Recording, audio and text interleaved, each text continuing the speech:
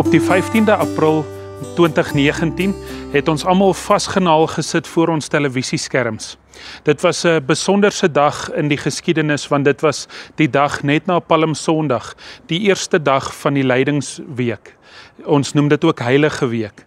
En wat hierdie dag besonders gemaak het in die geskiedenis van die Christendom, is dat een van die wêreld se grootste kathedrale, die bekende kathedraal in Frankryk, in Parys, die Notre Dame, op daardie dag 'n brand beleef het. Daar het 'n brand op daardie dag begin.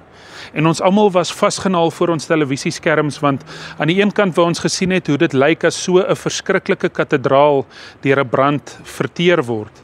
Maar aan die ander kant het ons gerou. Ons het gerou saam met die mense van Frankryk. Ons het gerou saam met die talle gelowiges wat vir eeue en eeue en eeue in daardie gebou 'n spirituele of 'n geestelike tuiste gevind het. En ons het ook gerou saam met die internasionale Christelike gemeenskap, want 'n groot landmerk van die Christendom het daardie dag gesterf. Maar die goeie nuus is dat op die 7de Desember 2024, net verlede jaar, aan die einde van die verlede jaar, net betyds vir Kersfees, het die Notre Dame kathedraal weer oopgemaak, nadat daar 'n groot klomp restaurasiewerk aan daardie kathedraal gedoen is. Ja, daar is nog hier en daar 'n bietjie werk wat aan die kathedraal gedoen moet word, maar hierdie kerk het weer oopgemaak. En uiteindelik het ons 'n sentrale tema gesien voor ons oë afspeel van die Christendom: dood wat lei tot nuwe lewe. 'n Mens kan in 'n sekere sin sê dat hierdie kathedraal 'n opstanding beleef het. En dit is juis 'n sentrale tema in ons geloof ook. Dood wat oorgaan tot nuwe lewe, dood wat lei tot 'n opstanding. Ons glo mos dat dood nie die finale sê het oor ons as mense nie, maar dat daar altyd nuwe lewe is, dat daar altyd 'n opstanding is wanneer ons met Christus Jesus te doen het. En uiteindelik sien ons ook iets hiervan in vandag se skrifgedeelte. In Handelinge 9 het ons te doen met 'n tipiese dood wat lei tot nuwe lewe verhaal, alhoewel dit nie op die eerste oogopslag so lyk nie. Maar wanneer jy 'n bietjie dieper na hierdie gedeelte kyk, dan sal jy dit raak sien. Saulus het net een doel in sy lewe gehad vir hom, en dit was om elke liewe gelowige, elkeen wat op die weg was, en dit is die naam wat die eerste gelowiges, die eerste Christene gehad het.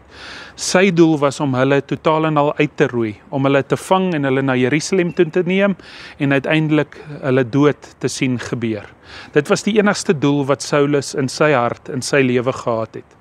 Maar op pad Damaskus toe, om te gaan doen wat hy nog die heeltyd gedoen het, om Christene te gaan arresteer, het hy 'n besonderse ervaring van Jesus Christus gehad.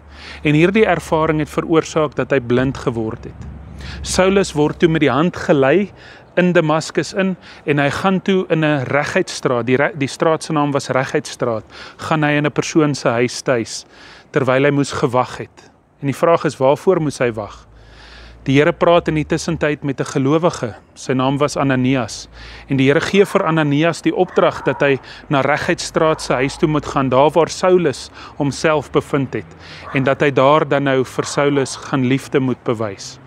En wanneer hy dan nou by hierdie huis in Reguitstraat aankom, iets wat hy aanvanklik eers oor geprotesteer het, want hy het geweet dat Saulus die man is wat Christene doodmaak, het hy in die huis ingegaan, en hy het Saulus aangeraak en hy het hom broer genoem. En ek glo dat dit op daardie oomblik was waar Saulus Paulus geword het, waar dooie Saulus 'n opstanding in sy lewe beleef het, en dat hy nuwe lewe gekry het, en dat hierdie nuwe lewe voortaan onder die naam van Paulus sou gebeur het. En ons almal ken Paulus se verhaal verder baie goed, hoe hy verander het van vervolger van die kerk, vervolger van gelowiges, na 'n uitbreider van die kerk en 'n kerkplanter reg oor die wêreld. En hoe hy ook nuwe lewe vir die Christendom gebring het, daar oral waar hy gegaan het, en dat die Here deur hom ongelooflike dinge bereik het. Jy sien, in elkeen van ons se lewens kom daar tye waar ons moet rou oor dit wat al dood is. Dalk is dit 'n verhouding wat verby is, dalk is dit 'n vriendskap wat verby is, dalk is dit 'n geliefde wat ons aan die dood afgestaan het, en ons moet deur daardie rouproses kom, wat ook al dit is, of dit dalk 'n tyd is in ons lewe wat verby is, wat ons nooit weer in ons lewe gaan kry nie. Dit is nodig dat ons oor daardie dinge rou, dit is nodig dat ons vir dit totsiens moet sê. Maar ons glo ook natuurlik in opstanding, omdat ons gelowiges is. En dalk moet ons so goed as moontlik rou oor dit wat dood is, sodat ons hande oop en ontvanklik genoeg kan wees vir die nuwe wat oor ons pad gaan kom, vir die nuwe lewe wat die Here dalk vir my en jou wil bring.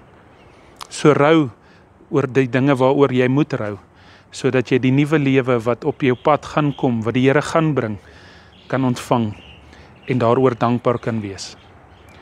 Hemelvader, baie dankie dat ons vandag weer kan hoor dat dood nie die finale sê het oor ons lewens nie, omdat Jesus Christus die dood oorwin het. Vader, dankie dat daar aan die einde van elke dood ook 'n opstanding is. Nie net in Saulus se lewe wat Paulus geword het nie, maar ook in ons lewens. Vader, wil U ons oë oop en ontvanklik maak, maar meer nog ook ons hande daarvoor. Ons vra dit alles in U naam. Amen. Baie dankie dat jy vandag 'n tyd uit jou dag uitgeneem het om saam met my te kuier. Ons kuier verseker gou weer.